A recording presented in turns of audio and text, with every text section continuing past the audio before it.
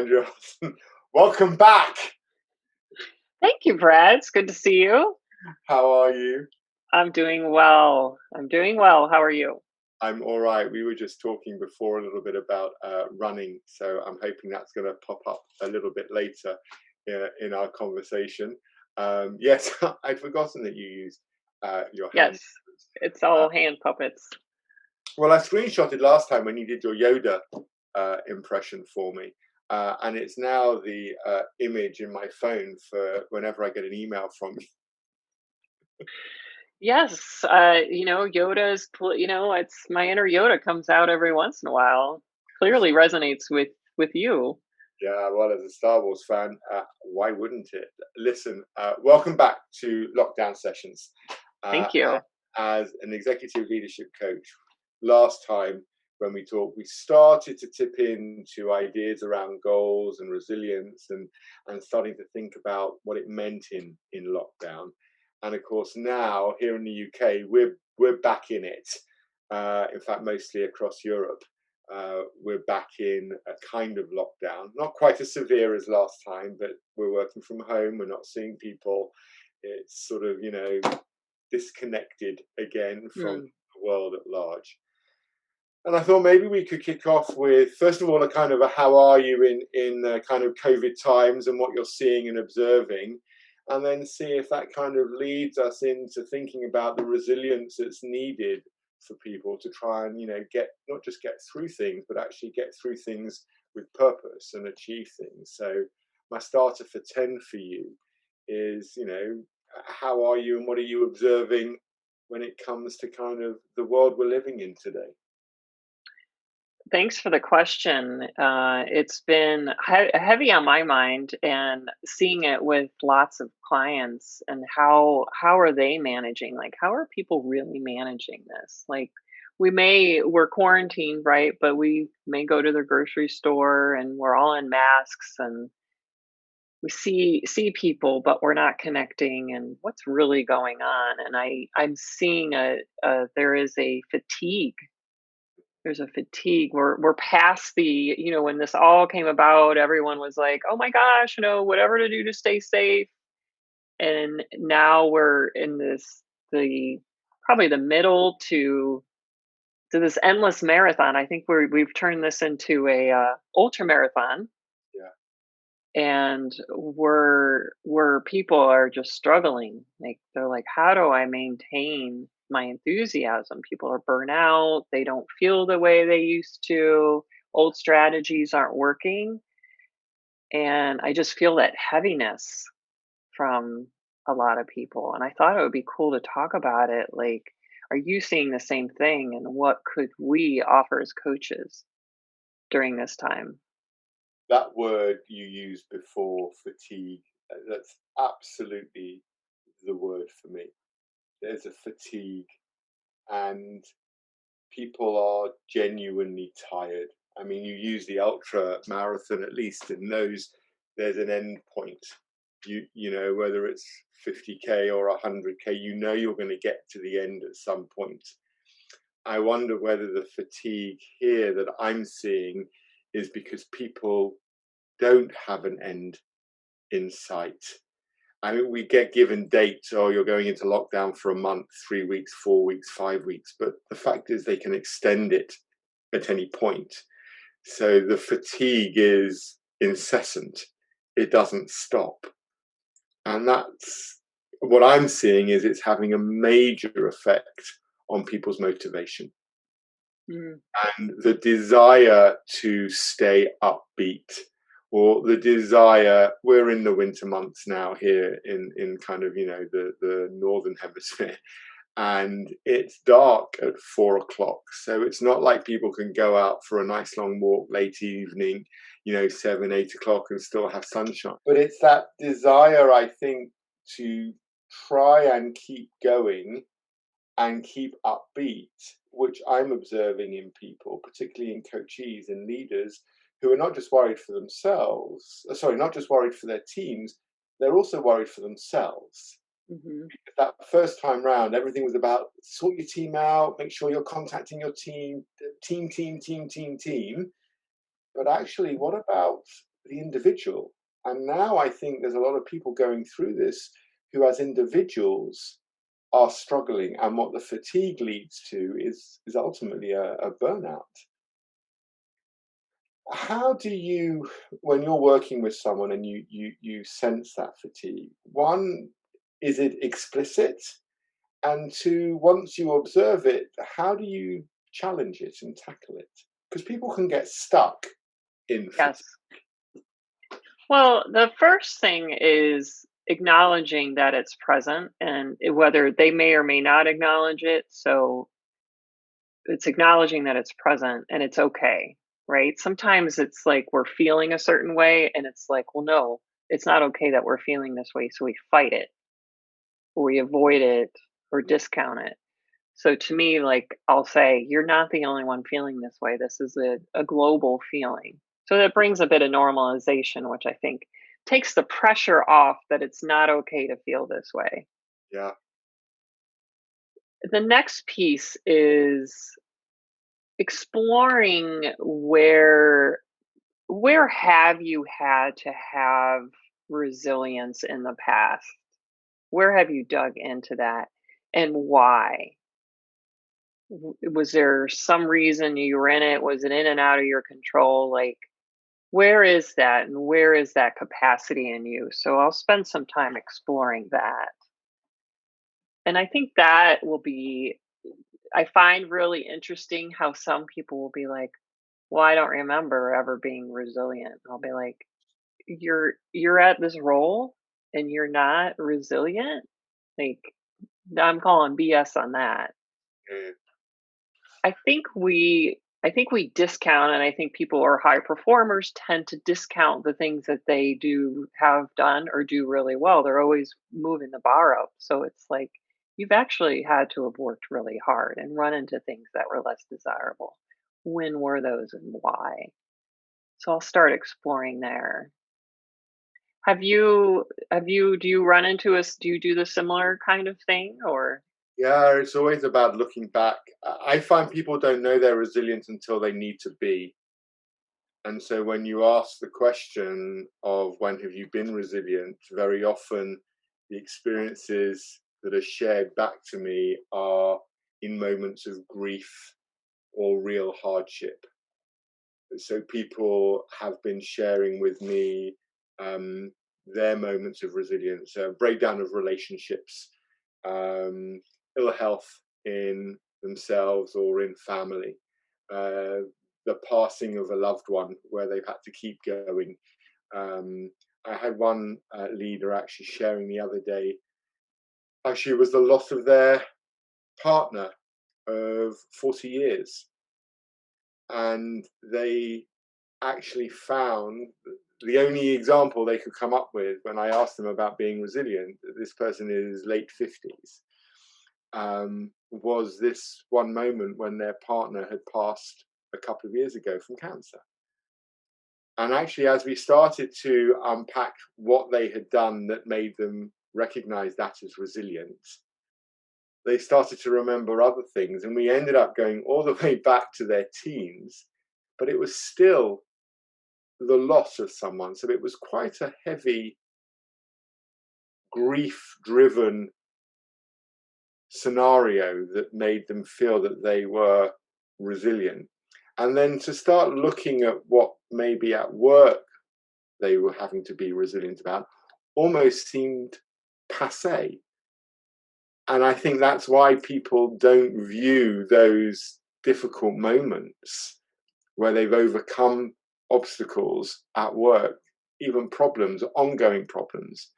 You know, when you start to think about it, most people have been through an ever changing landscape in the last 6 months, fast changing, totally uncertain, and completely ambiguous. And we've all shown resilience. Mhm. Full stop, end of story. And yet most people aren't recognizing that. Right. So that's what I've seen. I've seen it starts often when people are struggling to, in any way, acknowledge that they're resilient. They can normally find it with some kind of loss or grief or real big challenge that's happened in their lifetime. And then we work back from there. Hmm. And I think what you're speaking to is that we have a larger capacity for resilience than we give ourselves credit for. Like we can handle a lot more than we think. Right. Um, and I think, when I look at children, it starts there. Kids are even more resilient than perhaps we are as adults. When you see kids dealing with illness, with heartbreak, with disappointment, they get back up and get on with it. And I think there's something interesting here as well that I'd love to know your view on, because it seems as though resilience, if you take resilience in its purest definition, it's that bounce back ability. So Hmm. something hits you in the face or in the gut, you fall down and you get up and you move forward and you show resilience by gritting your teeth and being resilient. I'm wondering now, in reference to your ultra marathon analogy earlier, whether now it's all about endurance, and that's about being resilient every day. Hmm. And that's much harder, because resilience in itself is about normally a moment in time when you're asked to be resilient. And you don't know you can do it until you do it. But now we're being asked to be resilient every day, every week, every month, every quarter, no actual finish line. And that's the bit that I think leads to fatigue. It's the endurance piece.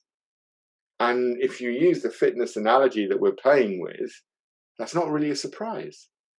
Because to run 50, 100, 150K, you need to be really fit.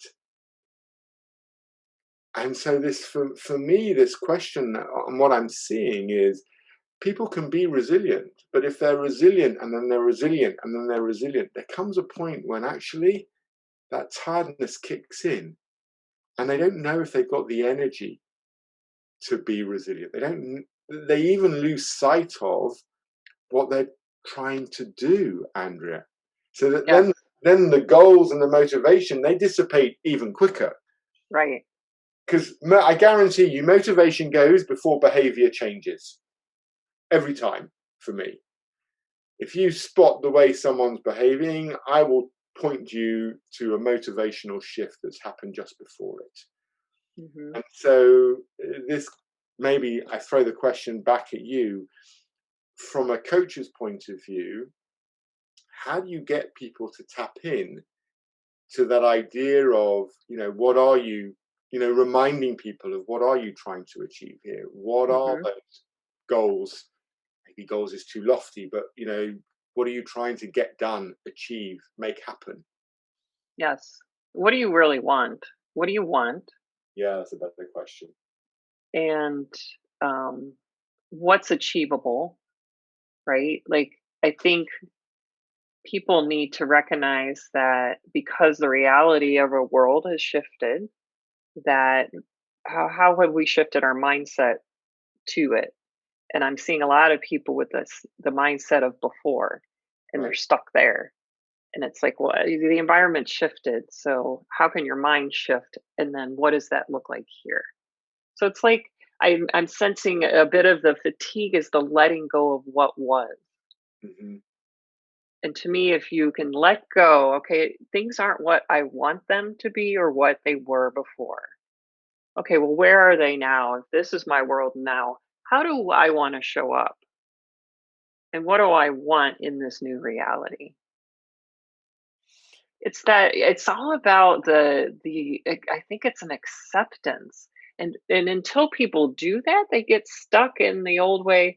Well, I can't go to the gym because the gyms are closed. Okay, what else can you do? Well, I can't go to the gym because the gym is closed. The guy I'm dating built a gym in his house to Right. keep up workouts. I'm like, that's a mindset shift, right?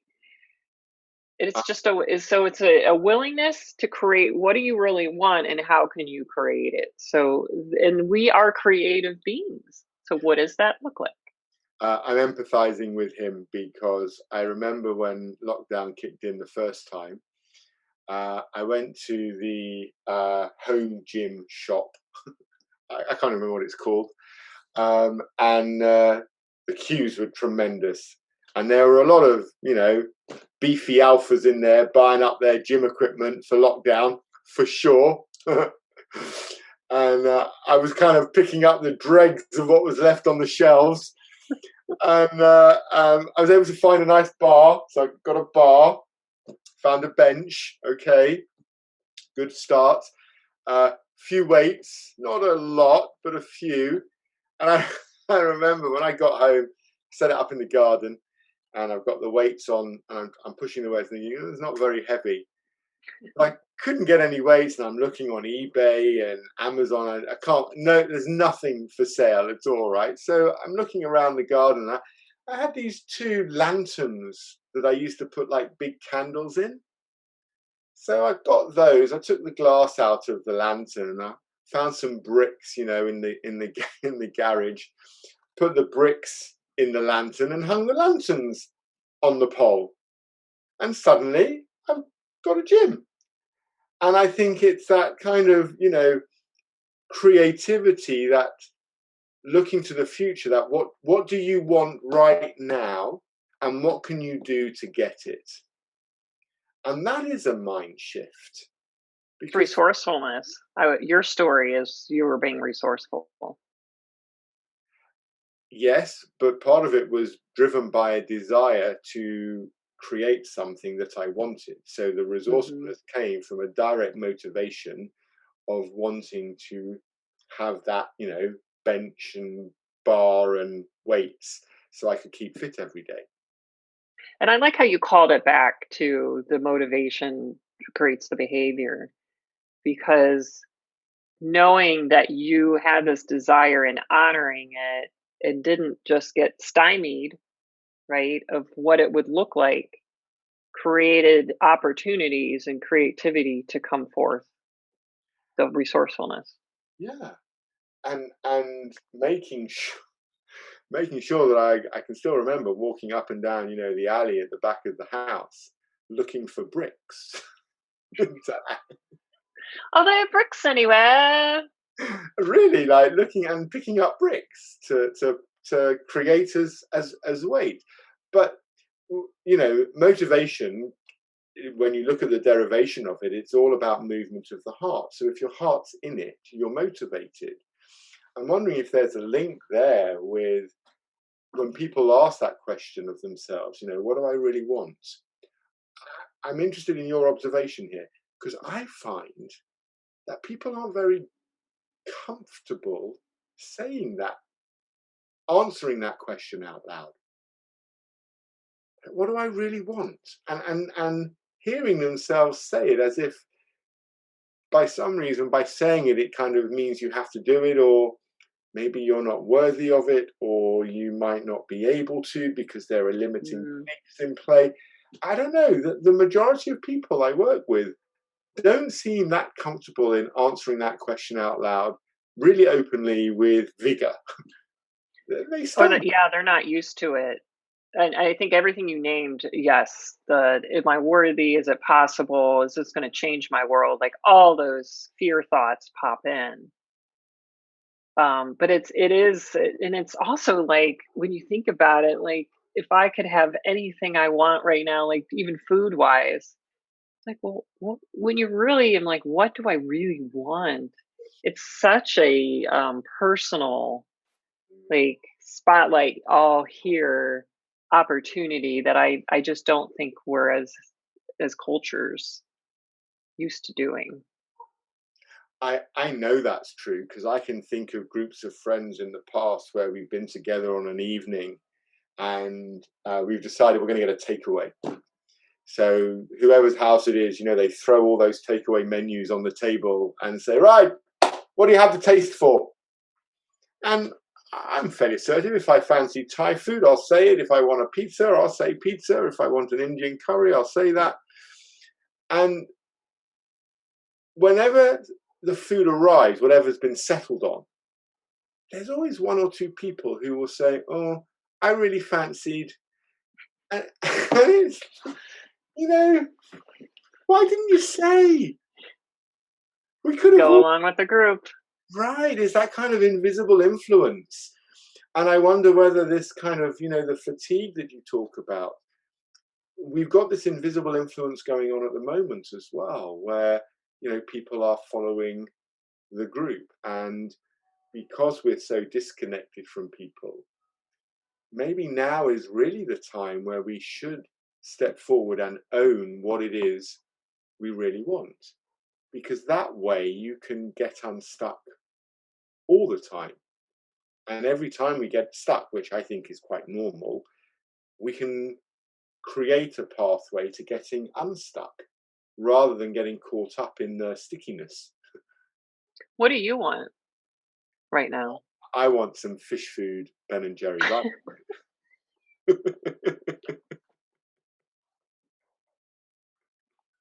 I mean, if I'm brutally direct and honest, That was to the point. I was already thinking it 2 minutes ago when you asked, Bring up food with you, and that's all you care about. "What do you really want?" Ben and Jerry's fish food, straight up, no question. But from a more serious perspective, I mean, generically, I want to do things that make me happy and feel fulfilled. So whatever I want to turn my mind to, whether it's work or play or fitness, I want to enjoy it and I want to feel fulfilled. So I don't want to waste my energy doing stuff that doesn't hit those two benchmarks. Although it's interesting because well, I don't know, after you shared with me, you randomly run 23 kilometers without thinking. To me, like, we go back to running, I will sign up for a race, and then in the middle of the race, why did I do this? This is torture right now. I hate this. And then at the end, I'm like, I'm so glad I did that. Yeah. And um, that was fun. So when I think when we say, "Oh, I want to feel fulfilled," yes, but even in your attempts at getting fulfillment may not always be comfortable. I sense that both the enjoyment and the fulfillment on my record um, is often looking back. And my desire would be to try and get a better balance of enjoying and the fulfillment piece doing as well. And I think that's true of work based goals as well. Doing stuff that makes you feel fulfilled every day. I wonder how many people have that. I Well, and was, that's, I think, what we're running into, right? People are fatigued, right? They're in the endurance phase. They're on Zoom meetings all day long, which is making more fatigue. And so I could hear them seeing, like, oh, well, I'm not even living a fulfilled life right now. right. And is that true? Because maybe we need to think about this moment in time as opposed to what I don't have, being more grateful for what I do have. And so the fact that you can sign up and go for a run, and put yourself into a race, how nice. You can be competitive with yourself. Of course, it's going to be hard. It's meant to be. It's meant to be a test, right? A mental and a physical test. The people who Oh, is that what I signed up for? Yeah, the people who are running along for 4, 5, 6 miles, 10 miles, and they're just smiling. I don't like them very much. We watched a YouTube of how to run down hills, and it said to smile. I I don't know. I'm gonna try it, but I don't know. don't know. So I'll be one of those people, and you'll kick me off the trail. I'm just trying not to stumble if I'm running down a hill because I just find the momentum you pick up when you're running down a hill, especially when it's grassy or a bit wet. That's just a challenge in itself, especially if you're not wearing the right shoes. But you were starting to go back into that mindset. Like, I feel like you shifting into gratitude, because that's what I think probably a lot of this fatigue is, our perspective of things aren't how we want them to be. Yeah. And it's we're hyper focused in on it, where like how do we shift to considering the environment? Here's what's going well. What can I do? And maybe, Andrea, what it's about, and I'm shooting from the hip here, but maybe it's about being more kind of futurist in our thinking than kind of reflective in our thinking. Maybe we're all spending too much time with ourselves, so we get caught up in this. And actually, we need to be looking forward because, to your question, what do you really want? It's such a powerful question. Like, really, it's so simple. And I wonder how many people could genuinely, I know I answered with fish food, but, you Yeah, know, on you so, did. yeah. So, what do you really want right now? Right now? Yeah. Like Is in that this, how you answered the question? Because when I think of that question, I think, what do I want for my life? And it may not be right now. Actually, it's where am I going? Where do I want to go? so maybe there's Which is different. yeah, there's different levels because I think there's that level of where what do you want to do right now? Where do you want to go, and how do you then create it? And maybe you start with the end in mind and work backwards. But I think for some people who get stuck very quickly in trying to look forward, actually just thinking about what do you want right now. And we get the opportunity to ask that of ourselves all day long, right? And honestly, when you asked what do I right now, I just was like, well, I don't do I want food? No, I just ate lunch. Do I want to go on my bike ride where I'm gonna work really hard? Well, maybe not. Do I want to sit on the couch and do nothing? Yeah, that sounds good. But that's not really what I want. That's an in the moment. Okay, so what will push you to get on your bike in 25 minutes time? Well, because it's a really nice day and I told you I was gonna go and I am gonna go. And I'll be glad I And did it. so that was my question. Are you going because you know at the end you'll feel fantastic? I'll be glad I Endorphin. went. Yeah. Yeah. So I So always what used do to I want? I want the accomplishment of completing the ride. right. So actually, if we start to break it down, when we say what do we want, it's about what's going to feed our motivation to do something. Where your example, isn't that more you're gonna feel good eating the ice cream? Completely, yeah. Mine is totally in the moment, shallow, and totally. I'm Shallow. in my head. I've just got a Netflix episode and a tub of Ben and Jerry's. But Everyone is so judging you right now, like, we know who works hard. right, but it's late in the day here. Just because you finished lunch, I mean, we're nearly at dinner time here in the UK. So like So fish it's food, too dark to ride your bike. You yeah, don't wanna die. fish food is totally on my radar right now. But so tying it back to the people that are struggling, right? It's it's what is it in the end, right? It's like because to me, your motivation, you're the end of the day, you worked hard today, and it's like enjoying this treat, right? And relaxing. I'm looking for some physical challenge and accomplishment. But we're both what are we both doing? We're honoring our values. I think we're listening to our values and then honoring those values by motivating ourselves to live and breathe them. And that's the difference, like tying it all back to what are when you look at your particular values and you're sitting there and it's like, because people will be like, they're working really hard and they want to move up the ladder, right? That's the value you want to achieve. You want to accomplish a certain financial or whatever that is. That's a value and that's wonderful. But you also have other values, right? And so you're in the moment of accomplishing that value by working. You're going to work because that's ultimately what you want. Yeah. And I'm I know if I think about the important things to me, what motivates me to want to do them is how it makes me feel to achieve them. So most of the things that I do is about how it will make me feel, not about how it makes other people feel.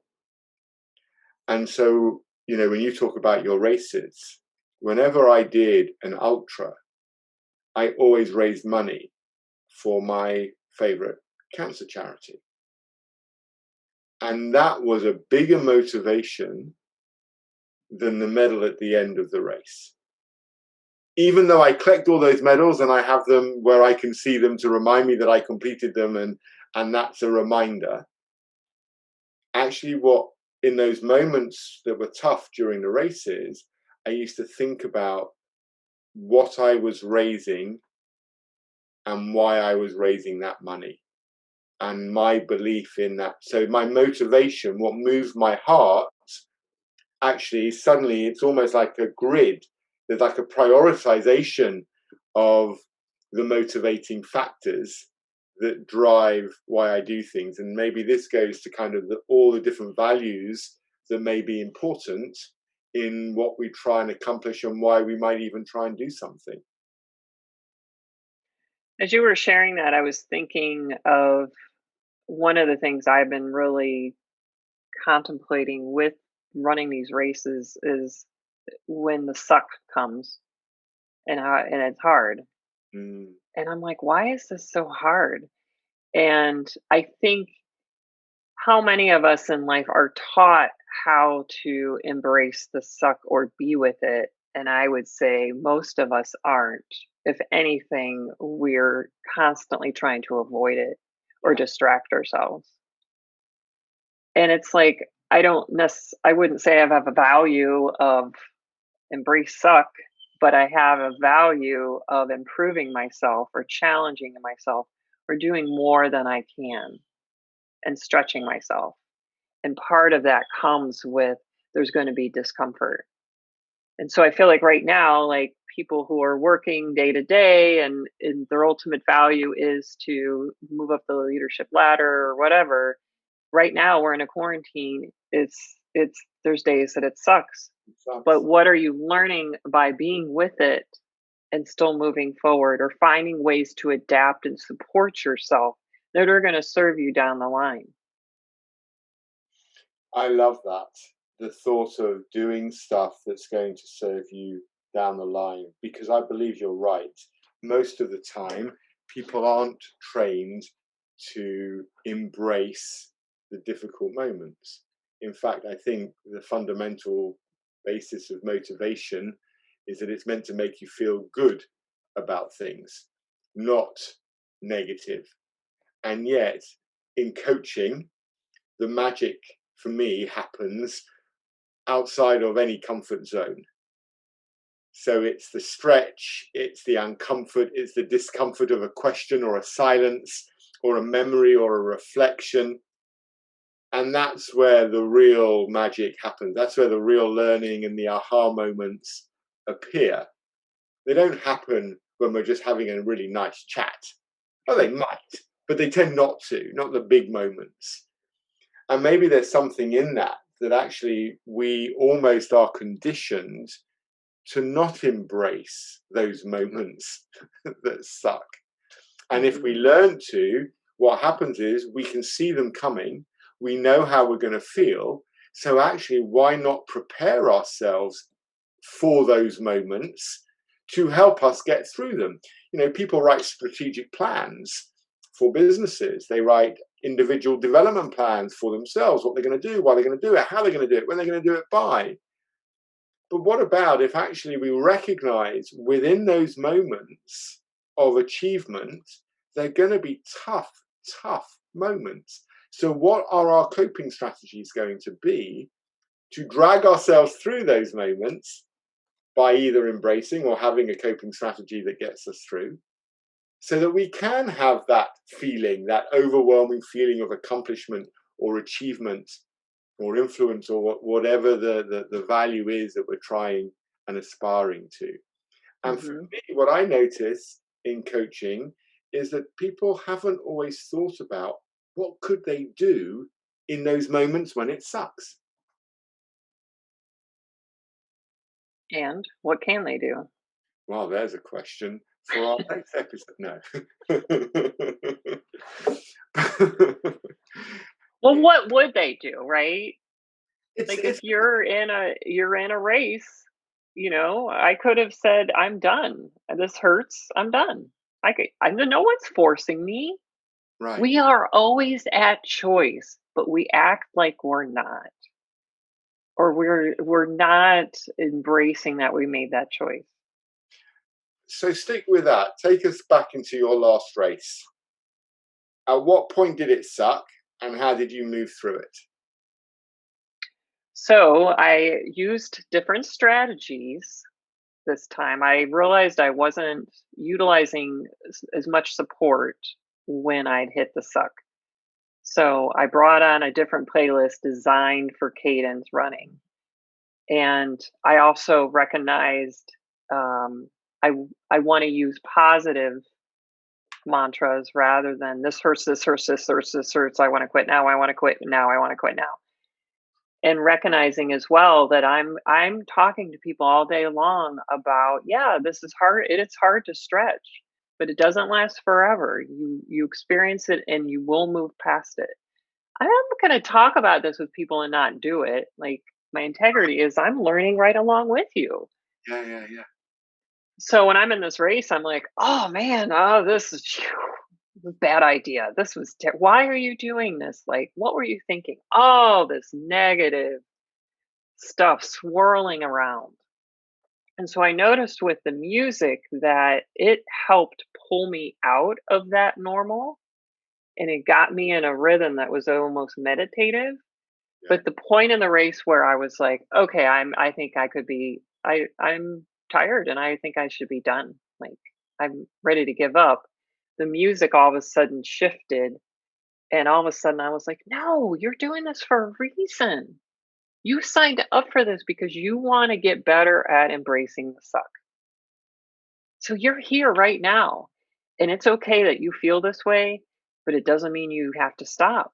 You can do this. So it shifted into positive. I was like my own inner cheerleader. I'm like, where have you been? But isn't what you've stumbled on there for me in your story is that balance between our inner mentor and our inner critic, and I think Hmm. we've all got this. And I talk to leaders about these two inner speakers a lot. So your inner critic will tell you, now's the time to give up. You're tired. You're achy. You've done quite well, you know.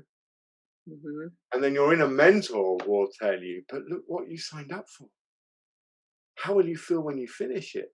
Get through this Yes. and imagine every time you feel this kind of feeling again, you know you have the capacity to move beyond it. And it's if you stop right now, if your inner critic wins that debate, then you won't ever give yourself that satisfaction of knowing you can move beyond the suck. But if Yes. you can harness your inner mentor, which is what you did, they played you some music, the music changed, it gave you a different cadence, you had a positive mantra. Actually, you're starting to say to yourself, well, actually, this is why I was doing this in the first place, was to do this. So push through it. And actually, within moments, you're up again and you're not in the suck. You still might ache, but that's a good thing in a race. It's an okay thing. I don't know if I'll call it good, but it's an okay thing. It's not bad. Moves your But I body. love what you I love how you call it the inner critic and the inner mentor. And I also like how when you're talking about I think it was the mentor, how are you going to feel at the end? And that did occur to me. I'm like, yeah, you could stop right now, but how are you going to feel? Are you going to be I knew I'd be disappointed that I didn't stay in there. Yeah. And I was like, no, I want to push myself and get better at this. That's my ultimate goal. So I love that call in as to why are we doing it? even in the moment where it hurts. So actually, along with your question of what do you really want, is a secondary, even more important question, which feeds the what do you really want, and that's the why are you really doing it? Mhm. Because without the answer to that question, you can't pull yourself out of those moments where you will quite naturally and quite normally be challenged and may want to stop.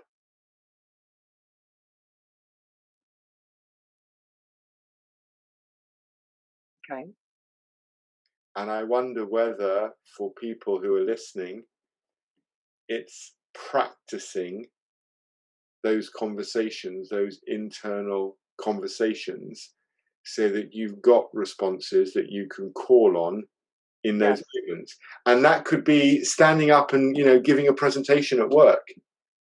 And, maybe it's not going so great, or you observe the people you're trying to present to not really engaging, and the inner critic starts talking.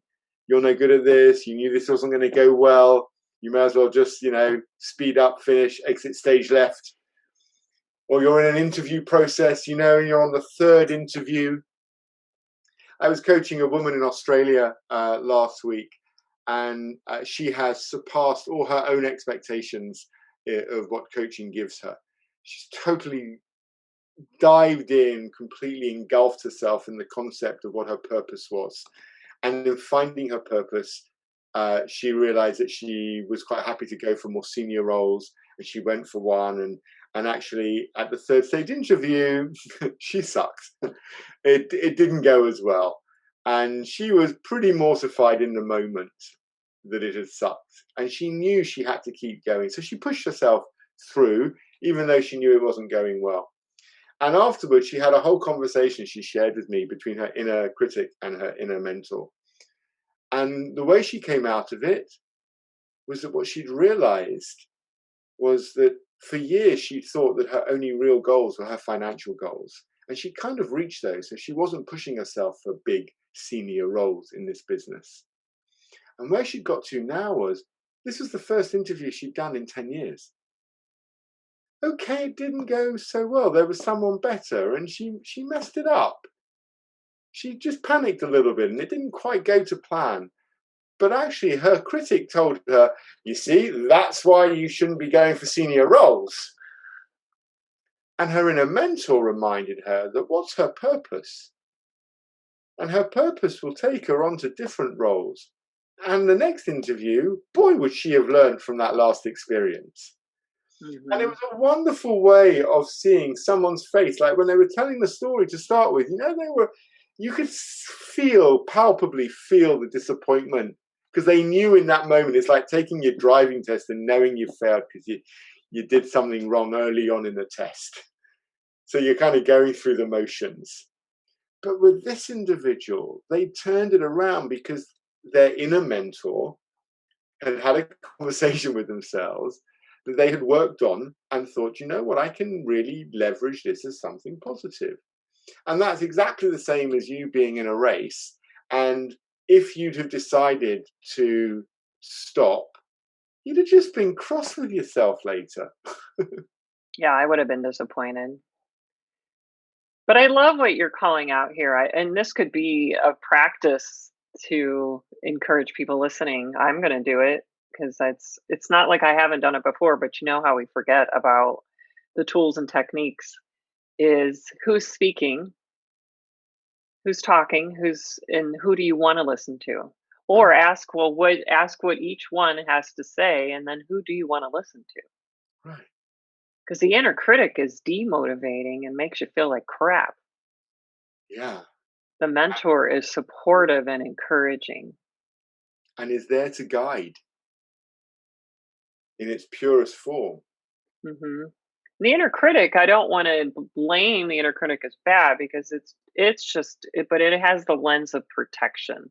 It feels like it needs to protect you, but it's overused. Well, and if it's not overused, it's sometimes over listened to. So for me, it's Mhm. about balance. And actually, I have no problem listening to my inner critic, because I'm my biggest critic and greatest advocate in equal measure. So the critic will actually at times push me forward. The fact that I listen to it doesn't mean I have to take its advice, right? I mean, it's like when someone gives you feedback. Quasi. Right. Ah, okay. When someone gives you feedback, they're entitled to give you feedback, but you're entitled to take it on and interpret it the way you want. I love that you're naming this, because I talk about this all day long, how we hear this and we internalize it as truth Yes. rather than going, all right, getting this. I love how you say advice. Here's some advice. Here's some advice. Which one feels right? But we just react to it. We get blind to it. And it's a Um, practice, right? It's a practice recognizing, oh, here I was under the guise and following the advice of the inner critic, forgetting the inner mentor did have input, but I was just like, oh no, this is the truth. and Notice my hands came out like Yoda again, but in a different there way. again, Yoda at an angle. And I don't know whether I should say this, and I haven't edited one of these podcast episodes ever, so I probably won't. But I'm reminded of an episode I once watched of Sex and the City. Now, I haven't seen many episodes of that show. I'll be honest. It wasn't I've memorized them all, so I'll know exactly which one. right. So it wasn't a show that landed with me particularly well. But I do know the characters and I know the concept of it. But Carrie, she'd just broken up with a guy called Aidan, who was a furniture maker, I think. My Hmm. memory serves me. Yep. He was cool, right? Designer. Thank you. And she's in her apartment and she's milling around the apartment. And like as it ends the episode, she's doing this kind of voiceover. And in the voiceover, she says, "Why is it we always believe our own bad press?" And I'm just thinking that there is something that's conditioned in us as humans, maybe from a really young age, when we're told what we can't do, or we'll never be able to do that, or you're tripping if you think you're going to make that. That maybe we just are so used to that inner critic voice that it's become comfortable. So we embrace that more than using it to balance out against our inner mentor, who's also been there since the beginning and dawn of time, as our guide to say, well, actually, inner critic's right. You could stop right now. I just want to put another perspective in. And maybe that's where, as coaches, we can offer some value, because we can hold a mirror up and offer that perspective and get people to voice both those voices, so that Yes. there's not one that's overbearing. And what do you want? And which one is guiding you to what you ultimately want? Right. And that goes right to the core of your what do you want question, because it's actually which voice do you want to listen to? I mean, everything is about what do you want? It's governed by our desire and our. So we need to understand ourselves and be really open with ourselves. I know I will sometimes talk out loud, Andrea. I'm not ashamed of it at all. And if that inner critic is getting a little bit noisy and a little bit boisterous in there, I thank them. And I tell them, not now, Hmm. not for now, not giving you that kind of power, not today. Yes, and that shows that we're more powerful than we think against the voice. Again, it's not identifying with it. Right. And I think that maybe that sort of almost brings us full circle, because it's that idea of, if we know what we want, even if we don't, if we can consider what we want and why we want it, whether it's running a race and now you're being dragged into like a 10K race, right? So Why do you want to do that? And what Brad's laughing at is I signed up for a 10K race, and it's like, if I didn't wanna do this, I wouldn't have signed up for it. Right. So there is a larger part of me that wants this challenge and all that it brings. It brings a lot more value. It's not just the stretch, it's the experience, it's the connection, the challenge, it's there's many things that go into it. So it's having the awareness. Like if you're going to your job each day or at home each day, why? Why are you doing this? And And it's really getting close to that more connected to that. yeah, and if people can answer that question really honestly, then that connection deepens and the purpose deepens and the Mhm. motivation deepens. And actually, it's a virtuous cycle. We're just sorting out all the ills of the world here, Angela. We're the world experts on quarantine. Dun, dun, dun. I think that's a perfect pause point. Um, and I think we'll get you back maybe before Christmas and we'll see how your 10K goes. Quasi. Oh, just at the end as well. That's such a shame. Um, but we'll get you back because what I really enjoy about these conversations is when you're sharing some of the just some of the questions that you pose, you get people to think about, and then we even play them out. It Mhm. just shows that anyone can ask a simple question, and at its core, the simplest questions are often the hardest to answer. Yeah. I love that about, and that's what I love about coaching, right? That's why I do what I do. I love the simplicity of it and the complexity that it gives. And the look, like just that moment of someone stopping and being really present and connecting with themselves and thinking and possibly dreaming is like, it's so powerful. Right. And that I feel connected when someone is going through that experience. That's why I coach. I love that. Actually seeing, because you can see someone's face like physically change, can't you, when that moment arrives for them. Andrew, thank you so much for coming back on lockdown sessions. It's always a pleasure. I really appreciate your energy and your insight. Will you come Thank back you. Yes, thank you very much, and have a wonderful enjoyment of your ice cream. again? Fish food awaits, as does your bike ride. Cycle safely. See Thank you. Bye. you next time.